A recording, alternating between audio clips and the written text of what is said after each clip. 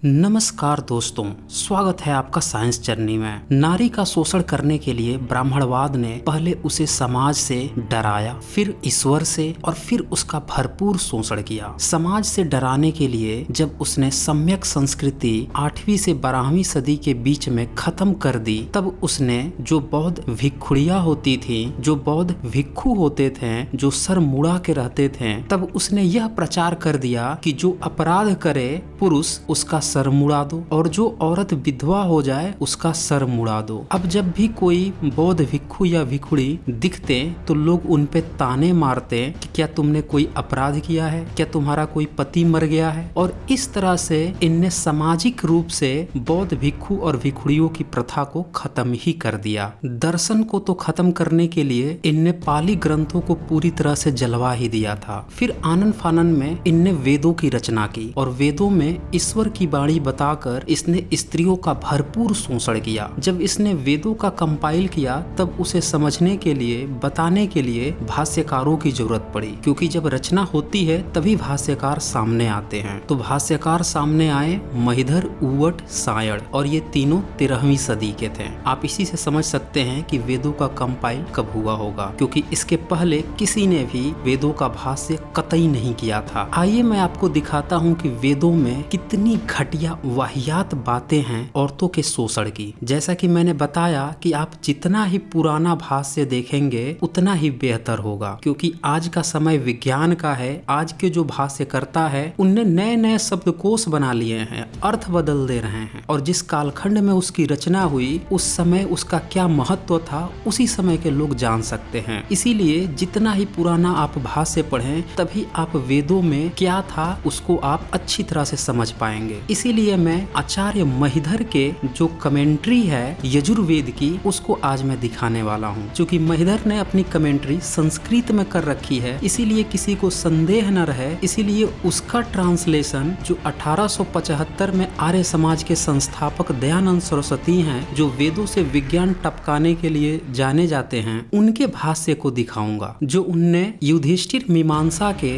ऋग्वेदादि भाष्य भूमिका में महिधर कमेंट्री का भाष्य कर रखा है। साथ ही मैं वेदांत तीर्थ का भी भाष्य दिखाऊंगा जो कि उनने ऋग्वेद पे कर रखा है, और डॉक्टर सुरेंद्र कुमार शर्मा अज्ञात जी की पुस्तक क्या बालू की भीत पे खड़ा है मैं जो उनने भाष्य कर रखा है उसको भी दिखाऊंगा, ताकि आपको संदेह लेस मात्र भी न रह जाए। ऋग्वेद के 8वें मंडल के 33 सूक्त के 17 मंत्र में स्त्रियों को नीचा दिखाने के लिए वेद में ब्राह्मणों ने लिखा, इंद्र ने कहा कि स्त्री के मन का शासन करना असंभव है, स्त्री की बुद्धि छोटी होती है। अब देखिए ये ईश्वरीय वाणी हो गई कि स्त्री की बुद्धि छोटी होती है। और इसी मंत्र का भाष्य वेदांत तीर्थ ने लिखा, इंद्र का कहना है कि स्त्रियों के मन पर अधिकार करना बड़ा ही दुष्कर कार्य है, क्योंकि स्त्री का मन चंचल और चलायमान होता है। देखा आपने वेद से विज्ञान कितना झड़ रहा है कि स्त्रियों के मन पे अधिकार करना है वो बड़ा दुष्कर कार्य है। सोचिए ये ईश्वरीय वाणी है, ये वो ईश्वर कह रहा है जिसने स्त्री को बनाया है। क्या ये ईश्वरीय किताब है या किसी तरह का कोई ईश्वर होता है जो इस तरह की बात करेगा? ऋग्वेद के 10वें मंडल के 95 सूक्त के 15 मंत्र में लिखा है, स्त्रियों का प्रेम या मैत्री अस्थाई नहीं होती, स्त्रियों और वृक्कों का हृदय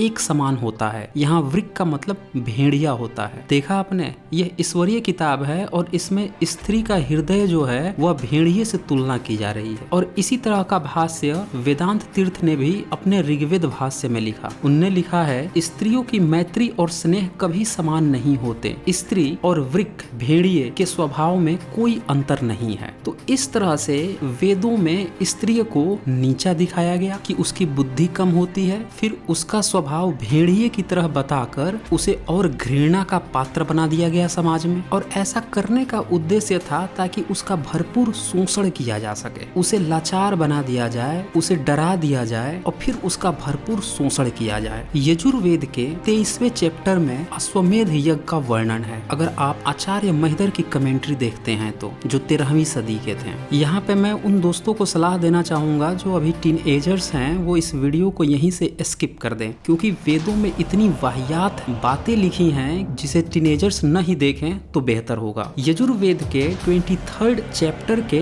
19 मंत्र का महिधर के भाष्य की कमेंट्री दयानंद सरस्वती युधिष्ठिर मीमांसा के ऋग्वेद वेदांती भाष्य भूमिका में लिखते हैं, महिधर ने कहा है कि गणपति शब्द के घोड़े का ग्रहण है, सो देखो महिधर का अर्थ कि सब ऋत्विजों के सामने यजमान की स्त्री घोड़े के पास सोवे और सोती हुई घोड़े से कहे कि हे अश्व, जिससे गर्भ धारण होता है, ऐसा जो तेरा वीर्य है उसको मैं खींच के अपने योनि में डालूं तथा तू उस वीर्य को मुझ में स्थापन करने वाला है। अब देख लिया आपने वेद का विज्ञान। किसी को संदेह न रहे कि यहाँ पे वीर्य क्या है, तो ये भी लिख दिया गया है कि जिससे गर्भ धारण होता है वही वीर्य, और घोड़े से कह रही है यजमान की स्त्री। और जैसा कि आप जानते हैं कि ब्राह्मणों का यजमान हमेशा ही क्षत्रिय होते हैं, तो ये कौन से क्षत्रिय हैं और कौन सी उनकी बीवियां यह काम करती थी, आप अंदाजा लगा लीजिए। अगर आपको यहाँ पे कंफ्यूजन हो रहा है कि स्त्री तो घोड़े से कह रही है, ऐसा कर थोड़े ही रही है, तो वो कंफ्यूजन भी जस्ट इसके अगले मंत्र यानी कि 20 मंत्र में पूरा हो जाता है। इस महिधर के कमेंट्री का भाष्य करते हुए दयानंद सरस्वती लिखते हैं, यजमान की स्त्री घोड़े के लिंग को पकड़कर आप ही अपनी योनि में डाल देवे। देखा आपने, स्त्री खुद ही घोड़े के लिंग को पकड़कर अपनी योनि में डाल देवे। ये है वेद का विज्ञान। अभी भी अगर आपको संदेह है कि वेद ऐसा कैसे कह सकता है, तो जरा इसी चैप्टर के यानी कि 23rd अध्याय के 23rd मंत्र का महिधर कमेंट्री भी देख लीजिए, और इसका भी भाष्य दयानंद सरस्वती ने जो किया है वही मैं दिखा रहा हूँ। महिधर का अर्थ, यज्ञशाला में अधवयु आदि ऋत्विज लोग कुमारी और स्त्रियों के साथ उपहास पूर्वक संवाद करते हैं, इस प्रकार से कि उंगली से योनि को दिखला के हंसते हैं। जब स्त्री लोग जल्दी जल्दी चलती हैं तब उनकी योनि में हलहला शब्द, और जब भग लिंग का संजोग होता है तब भी हलहला शब्द होता है, और योनि और लिंग से वीर्य झड़ता है। कुमारी अर्धवयु का उपहास करती है कि जो यह छिद्र सहित तेरे लिंग का अग्रभाग है सो तेरे मुख के समान दिखाई पड़ता है। अब देख लिया आपने वेद का विज्ञान। स्त्री चलती है तो इसका योनि हलाहल करता है। आपको नहीं लगता कि वेदों में इतनी घटिया और बेहुदी संस्कृति है? क्या ये भारतीय संस्कृति हो सकती है? ये कतई भी भारतीय संस्कृति नहीं है। ज्योतिबा फूले तो पहले इसे ईरानियों की संस्कृति बोल चुके हैं। एक मैं अलग से वीडियो बनाऊंगा जहां मैं दिखाऊंगा कि वेद चोरी का माल है, और ईरान के जिल्द अवस्था से चोरी करके कुछ बौद्ध और जैन ग्रंथों के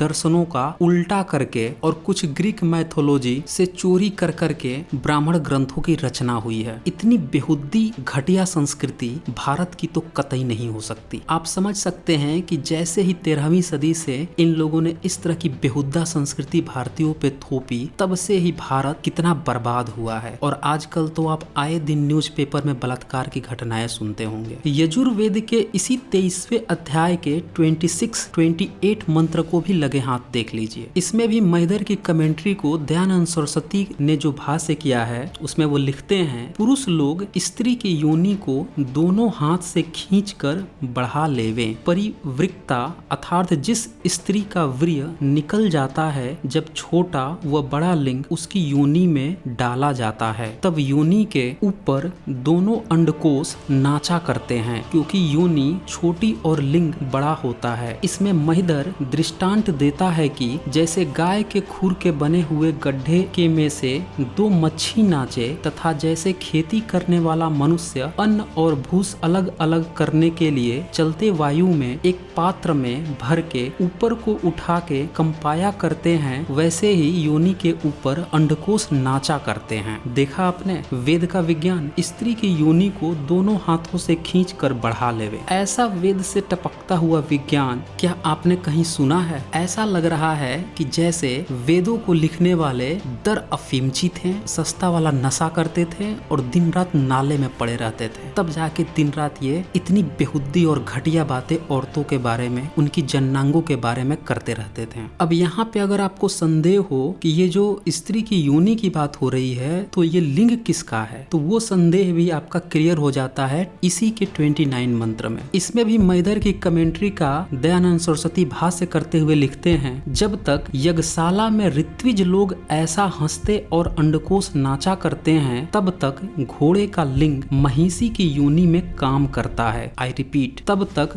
घोड़े का लिंग महिषी की योनि में काम करता है, और इन ऋत्विजों के भी लिंग स्त्रियों की योनि में प्रवेश करते हैं। जब स्त्री पुरुष का समागम होता है तब पुरुष ऊपर और स्त्री नीचे होने से थक जाती हैं। अगर वेदों की नीचता कम पड़ रही हो तो इसका अगला मंत्र 30 और 31 भी देख लीजिए। छता सेवक पुरुष शूद्र दासी से कहता है कि जब शूद्र की स्त्री के साथ वैश्य व्यभिचार कर लेता है तब वह इस बात को नहीं विचारता कि मेरी स्त्री वैश्य के साथ व्यभिचार कराने से पुष्ट हो गई, किंतु वह इस बात को विचार के दुख मानता है कि मेरी स्त्री व्यभिचारिणी हो गई। अब वह दासी छता को उत्तर देती है कि जब शूद्र वैश्य की स्त्री के साथ व्यभिचार कर लेता है तब वैश्य भी उस बात का अनुमान नहीं करता कि मेरी स्त्री पुष्ट हो गई, किंतु नीच ने समागम कर लिया, इस बात का विचार के क्लेश मानता है। यजुर्वेद के इस 23rd चैप्टर के 21 मंत्र को भी देख लीजिए। यजमान घोड़े से कहता है कि हे वीर्य के सेचन करने वाले अश्व, तू मेरी स्त्री के जंघा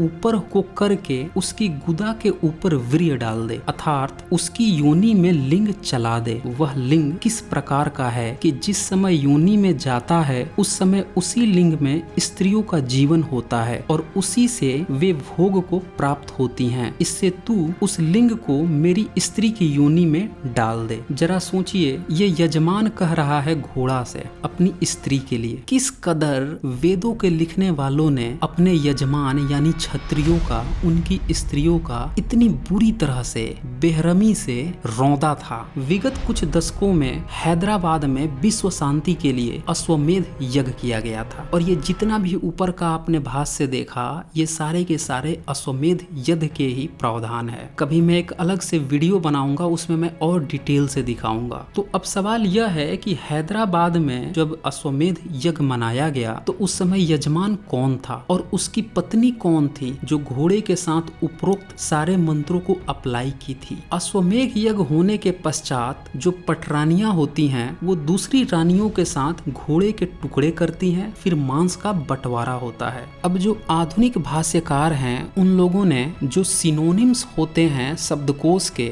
उसका सहारा ले लेकर उसमें इसका अर्थ बदल दिया है। दयानंद सरस्वती ने खुद जब यजुर्वेद का भाष्य किया तो वहां पे उनने इन सारे मंत्रों के अर्थ ही बदल दिए। लेकिन जरा सोचिए कि यह काम 20वीं सदी में इन लोगों ने किया, लेकिन अभी भी जितने भी ब्राह्मण संप्रदाय के लोग हैं, कुछ चूजे आर्य समाजियों को छोड़कर, तो ये अभी भी महिधर को, उवट को और सायण को ही सबसे महान भाष्यकार मानते हैं और शुरुआती भाष्यकार मानते हैं। तो क्या शब्दों के अर्थ बदल देने से जो वेदों की गंदगी इतने लंबे समय से भारतीयों पर थोपी गई थी वो क्या खत्म हो जाएगी? सारे ब्राह्मण ग्रंथों में, चाहे वह रामायण ही क्यों न हो, राम से भी अश्वमेध यज्ञ कराया गया, भले ही वह काल्पनिक कहानी हो, लेकिन वहाँ पे यजमान कौन था, उसकी किस पत्नी ने यह रोल निभाया होगा, यह बड़ा सोचने वाला विषय है। तो दोस्तों इस वीडियो को ज्यादा से ज्यादा शेयर कीजिए ताकि सभी लोगों को पता चल सके कि वेदों में सिवाय नंगापन के, व्यभिचार के, हरामखोरी के और औरतों को नीच से भी नीचा दिखाने के सिवाय कुछ भी नहीं है। तो आज बस इतना ही। धन्यवाद।